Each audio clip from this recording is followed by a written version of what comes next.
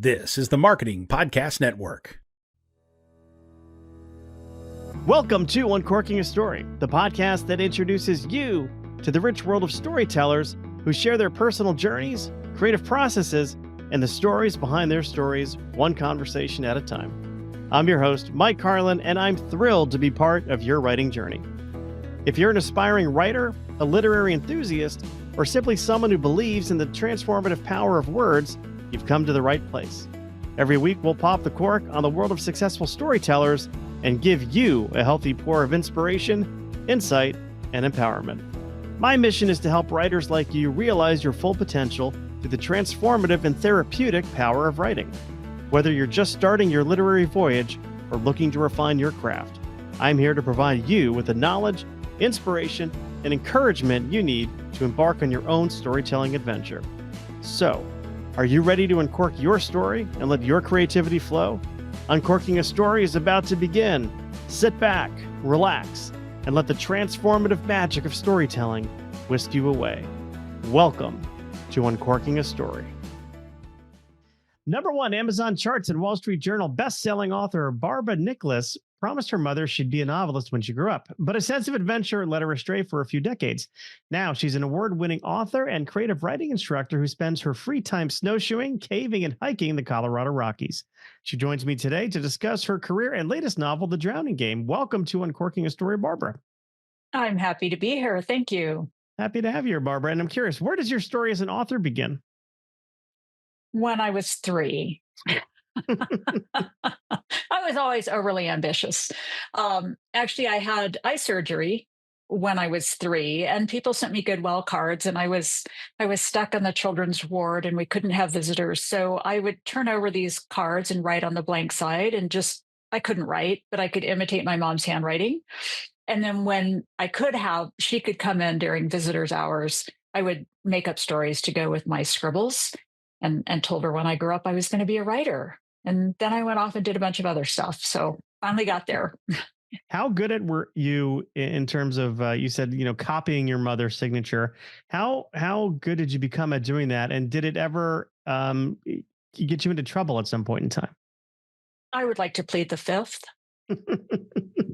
I'm asking because my sister was quite good. My mother had a very unique signature, and my sister was able to get it down, and it got her out of trouble on many occasions until it got her in trouble on some occasions. So It always seems to come around, doesn't it? it does. So what were some of these diversions you had along the way before becoming a writer yourself? I was one of those people that could never make up my mind what I wanted to do at all, what I wanted to do, and I wanted to do it all. So I got an English degree, then I went back for physics. I worked as a technical writer. I worked as a piano instructor. I worked doing cave rescue. I worked as a falconer's assistant at the Renaissance Festival, and then I worked at a raptor rehabilitation center here in Colorado. My first job was stuffing envelopes, so I guess it was all uphill from there. That's very interesting. The cave rescue thing kind of stands out to me. What's that all about? Here in Colorado, we have a lot of caves, and being trained to get people out was just part of what had to go with it. So I was do communications where we actually had to lay lines, physical lines, to reach the people that would go in and haul someone out if they got stuck or if they got lost. No, very cool. Very cool. You really did lead a life of adventure, it sounds. I've tried. When did writing come back into your life? So in 2012, there was a wildfire, the Waldo Canyon wildfire, and we lost everything in that fire. And at that point, I thought, okay, I need to do this or go work for Amnesty International, because I'd been playing around with it for a long time. I'd volunteered my time at writing groups, but I'd never really put my heart into it until that point. And then it kind of reached a do or die situation. So I took a couple of years to write the novel. And then I went to ThrillerFest because they have something called Pitch Fest, which is like 3-minute speed dating, only with agents and editors. And I went in, I pitched my book for 2.5, 3 hours, came out utterly exhausted and ended up meeting the man who would become my agent at the elevator. Wow. You met him at the elevator, not during like the pitch sessions? That's right. I was standing there, I was talking to another writer, and Bob came up and she said, "Oh, agent, author, author, agent, you guys should talk." And this man turned to me and he said, "Well, tell me about your story." And I looked at him and I said, "I can't," because I was so exhausted. I had no brain cells left. But he was very kind. He pulled me aside. He gave me time to gather myself. And then I sent him the book and he started reading it in the lobby that day, and he offered me representation before the cocktail party that night. So That is an amazing story. it was a whirlwind. I was very Because lucky. that is definitely not how it typically happens, but it does underscore the importance of going to events like that. It does. It really helps a writer get off the slush pile. If it's something that they can, when they send their submission in, they can put in the subject line that it was requested material. So that's always one of the things I advise people who have written a book and are looking for representation. Yeah. So tell me, what was that first book about? That was the first in my first series. It was a police procedural, but with an unusual detective. So my main character, Sydney Rose Purnell, served in mortuary affairs in Iraq, and she came back haunted. You can decide for yourself whether she's truly haunted or it's in her mind. But she became a railroad cop because she wanted nothing to do with people. And she had a partner, canine partner, military working dog. But of course, dead bodies showed up and chaos ensued because that's what happens. That's what happens. Wow. So that's oh god, it's just an amazing story. When you were writing it, did you start writing that after you lost everything in that fire? I did. It was interesting what I was experiencing. A lot of flashbacks, nightmares, hypervigilance. I would get up and make sure the car was in the garage, which made no sense because I'd driven the car into the garage to be home. And a lot of my friends were going through that too. And when I researched it, I realized these were symptoms of post traumatic stress. And that led me to the veteran community because, of course, as a group, they've suffered more post traumatic stress than other groups. And that led me down that path to Sydney and the Marines. I knew nothing about the Marines when I started out. Yeah, this is one of those sort of hindsight moments, and it's easy for me to say something like this because I never had to go through what you went through. But I'm thinking to myself, just hearing you recount that story, had you not gone through that tragedy, this story may not have ever come out of you, and you may never have had that first book.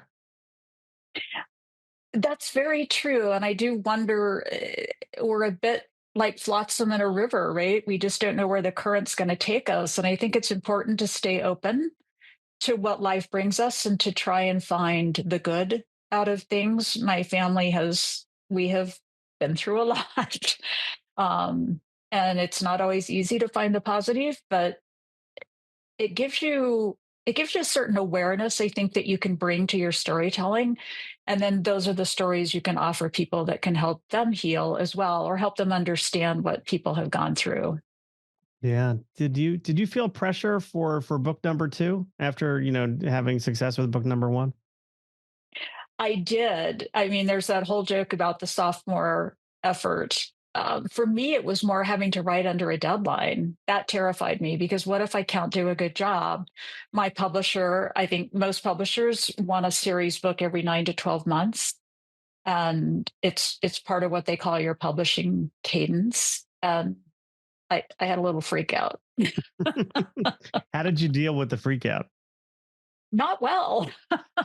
It was a long process, to be honest. I was truly terrified, and that's when I dug in and reminded myself that I'd survived a wildfire and some other things, and I started meditating and mostly got it under control. Yeah. It's a lot of the people who listen to the show are authors, so I'm always looking for ways to sort of bring some light to what it's really like being an author and kind of doing it for a living. And this notion of, hey, that first book, you may have had years to write it. And I've talked to people who spent 10 years, 15 years writing that first one, only to find out that their 2 book contract requires the second book to come within 12 months. And it can be scary, but it sounds like you found a way to make it less scary. And I know you mentioned meditation. I'm just curious, had you meditated before this, or was that new to you? That was absolutely new to me. I was one of those people who thought, I can't meditate, I can't sit still for that long, and my brain won't shut up. So learning that meditation is not about trying to shut off the thoughts, but just letting them come and go as they will without getting emotionally attached to them. And that was difficult because of course lying there at night, the thought would be, oh my gosh, I have, 3 months left to finish my book. Oh my gosh, I have 2.5 months left to finish the book. And to separate myself from the fear, the panic that that inspired was where meditation really helped. Um, yeah, separating the emotion from the thought. Have you kept meditation as part of your lifestyle? I certainly have, and especially recently because I found out for this reason and that reason, my next book will be due in 6 months. I haven't started this book, and so I'm trying to beat the stress curve, get ahead of the anxiety. We'll see how it goes. Do you ever find, because I've tried meditation, and I have a hard time with it because thoughts are always coming into my head, and I'm always, I'm starting to, it's taking me out of the present moment, let's say. But do you ever find that stories or storylines come to you when you're in sort of a meditative state?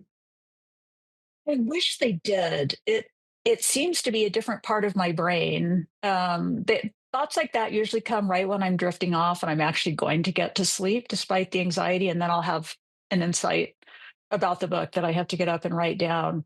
But I've been jealous of Stephanie Meyer ever since she said that the book's Twilight came to her in a dream. It's like, man, I wish I had her connections. I know, like people say that they channel books almost, or they do automatic writing. And I'm like, wow, that sounds Oh, a lot easier than stress. But yeah, yeah. Maybe I'll give automatic writing a try. there you go. Well, let's chat about the drowning game. What can you share with us about the drowning game?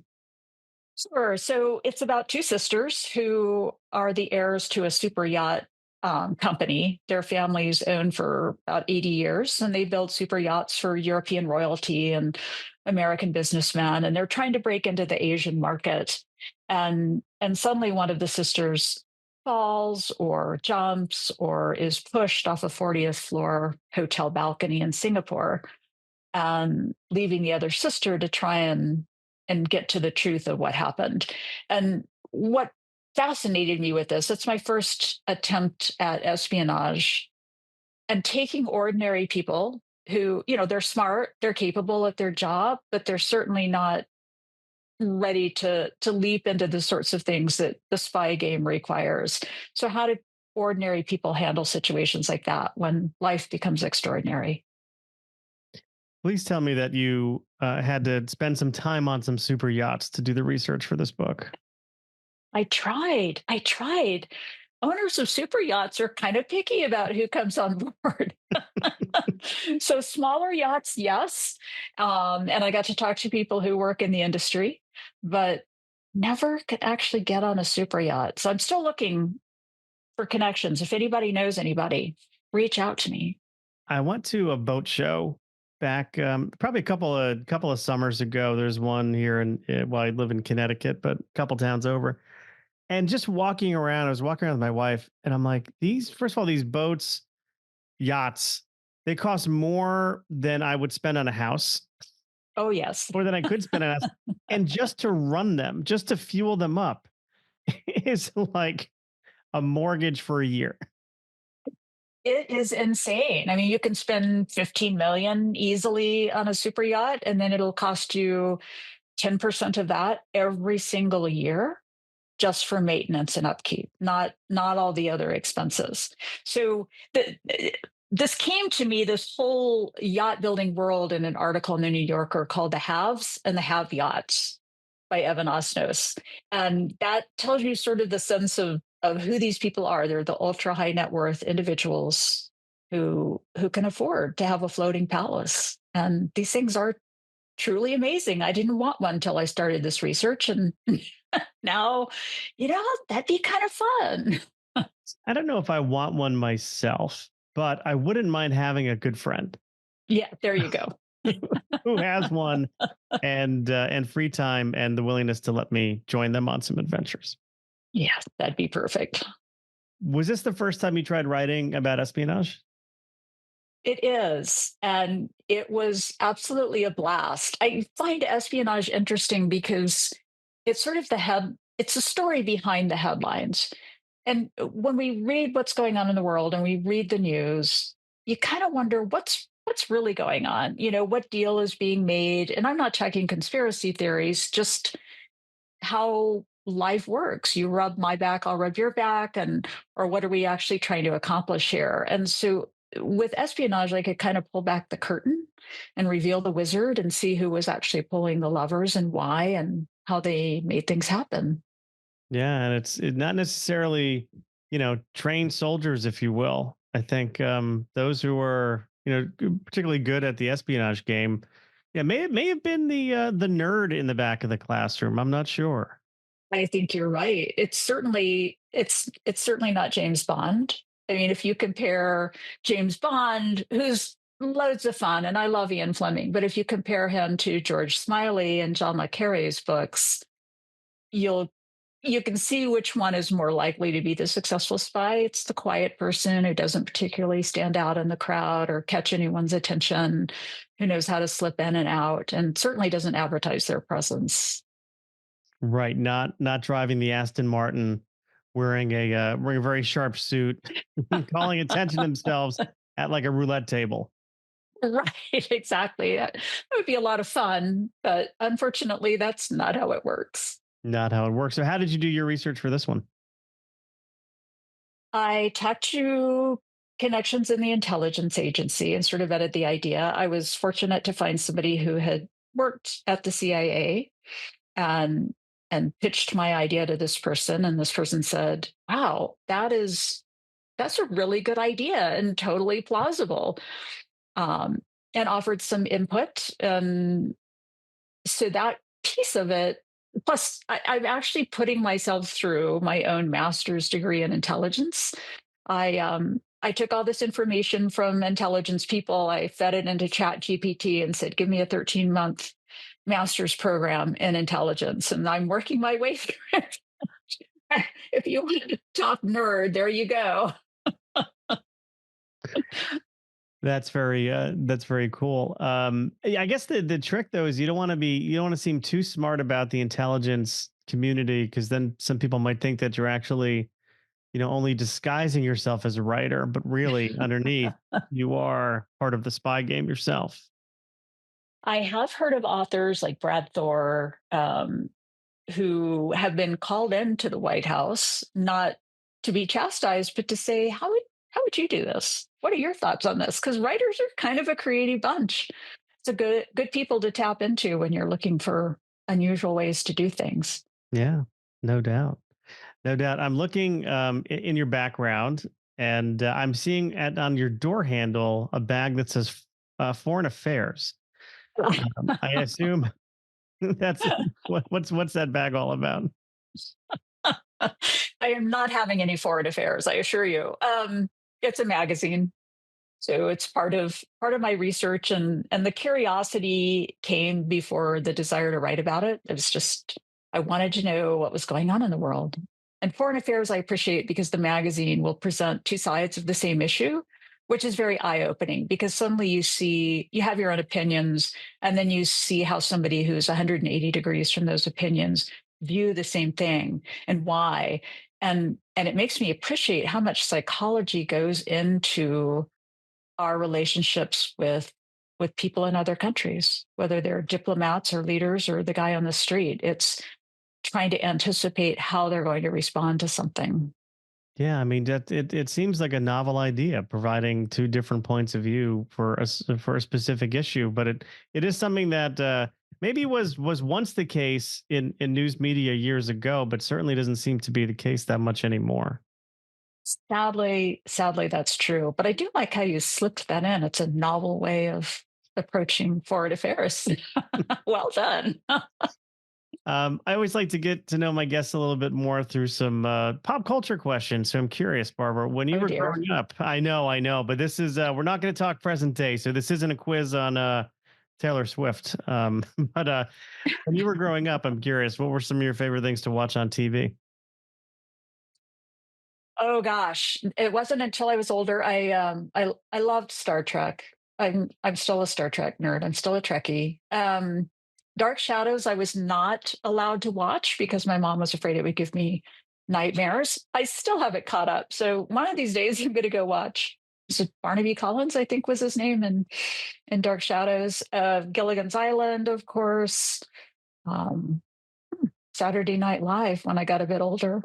The Dark Shadows, that was one about the vampires, right? Weren't there vampires Yeah. involved in that? Yeah. I Yeah, I was remember allowed to like have the stumbling, comic book, I remember not watch the stumbling show. stumbling across that too. And I think they did a remake or a reboot of it with Johnny Depp maybe in the Oh, past 10 years or so. I think they made it into like a feature film, maybe. wow. I But missed that too, I guess. If it's in the last 10 years, I probably don't know what's going on outside I, of foreign affairs. I can't let the Star Trek comment go though. So, do you have a favorite episode of Star Trek? The part of me that enjoys comedy, of course, loves The Trouble with Tribbles. From Here to Eternity, which um, Harlan Ellison wrote, I believe. And that's a classic one.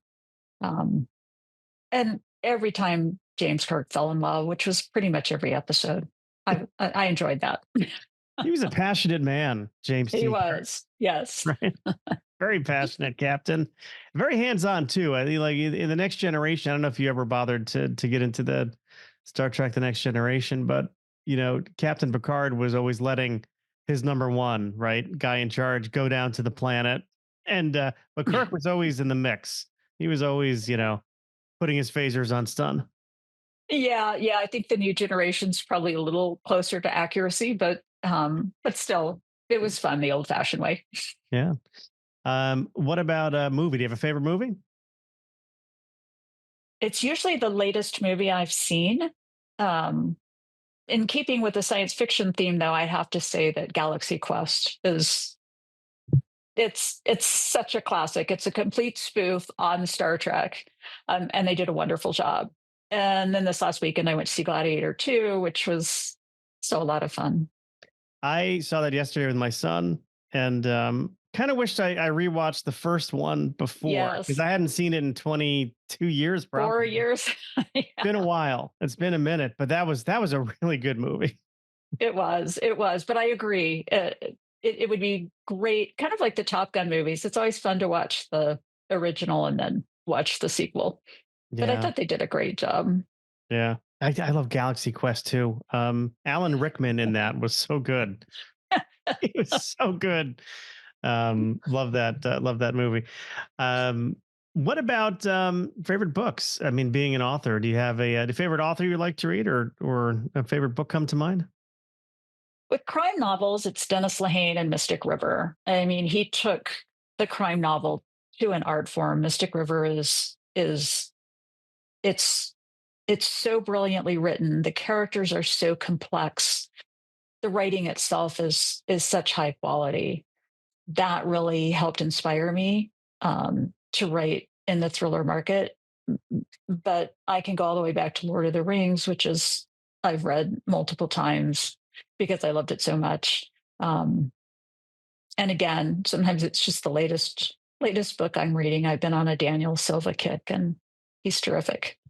I was going to say, if you're into spy novels, Silva is fantastic. I got a chance to meet him last year on his book tour when he came through town here, and yes, Oh, fun. very nice guy too. He's got twins. I have triplets. We bonded over that, but Oh, wow. Okay. yeah, yeah, yeah. He's interesting, but a nice guy. A nice guy.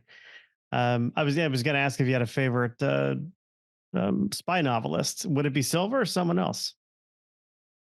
I'd have to go back to Martin Cruz Smith and Gorky Park and his series about Arkady Renko. But again, superior writing and superb characterization. I mean, Daniel Silva has that too. They're just very different stylists. And so you can appreciate both of them. But Yeah, my heart went with Martin Cruz Smith from the get-go. What do you find to be the most challenging thing for you about the writing process? Other than the deadline, um, I'm very character oriented. I am less plot oriented. And so I have to really pay attention that the pieces are coming together in a way that makes sense. That was kind of what was fun with the writing espionage, because a lot of what happens, or maybe not a lot, but some of what happens really is over the top, or it really does fit those classic tropes that are fun to play with, of being pursued through the streets, or um, having unseen watchers, or having your life in danger without even knowing it. It was fun to play with those tropes and try to play them a little bit differently. But plot is definitely my bugaboo. I oftentimes have authors tell me that, in terms of, and maybe the question was unfairly worded, but the hardest thing about what they do isn't necessarily the writing; it's the promoting of their own writing. How do you Oh feel yeah. about promotion? I long for those old days when all you had to do was write a book and you were done. I'm not good at self-promotion. I'm not good at social media, other than enjoying the fact that I can keep up with my friends or connect with other writers.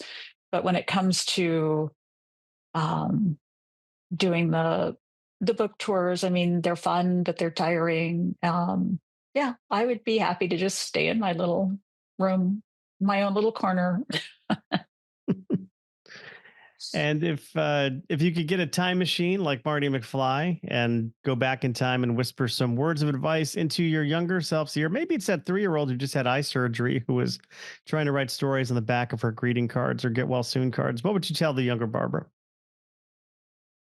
I'd say, honey, keep your eye on the prize, stop getting distracted. And maybe I wouldn't have taken decades to get to doing what I really love to do, which is writing books.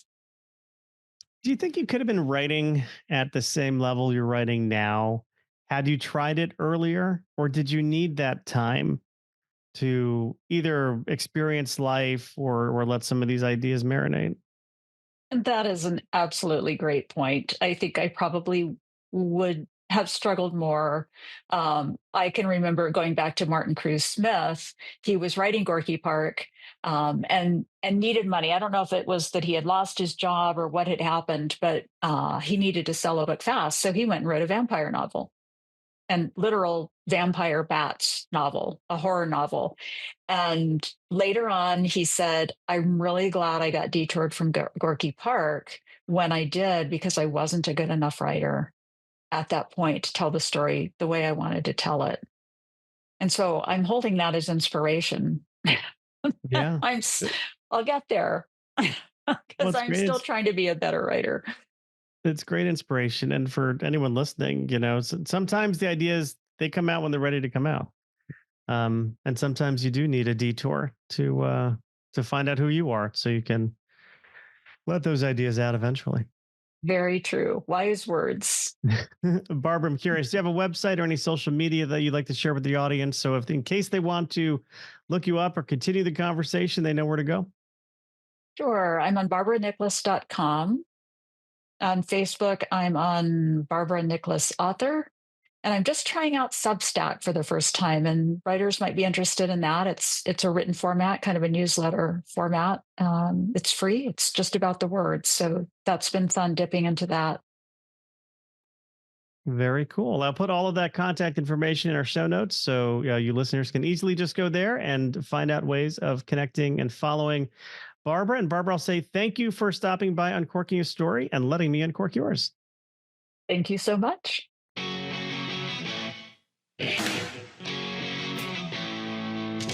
Thanks for listening to Uncorking a Story. If you'd like more information about today's guest or to find out more about Mike, go to uncorkingastory.com.